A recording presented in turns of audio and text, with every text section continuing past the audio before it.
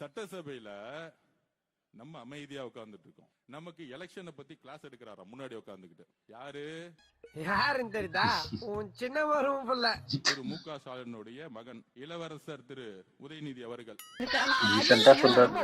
இன்றைக்கு கேக்குறேன், திரு எதிர்க்கட்சி தலைவர் திரு உதயநிதி அவர்களே, உங்க தாத்தா கலைஞராலே முடியல, உங்க அப்பா ஸ்டாலினாலே முடியல, எங்க தலைவரை நீங்க ஜெயிச்சிட முடியுமா?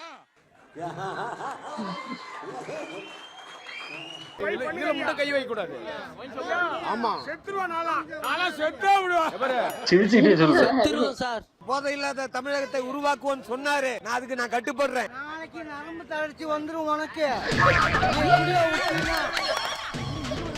குடிச்சு நாசமா போங்க போங்க. ரொம்ப தேங்க்ஸ். கை உதறான். காலையில ஒரு 12 மணினா கையெல்லாம் இழுத்துது சாமி. முடியும் நினைச்சா முடியும், முடியாது நினைச்சா எதுவுமே முடியாது. இன்னும் 10 நிமிஷம் தான் டைம். அதுக்கப்புறம் வரல அப்படின்னாக்க கடை உடைக்கப்படும்.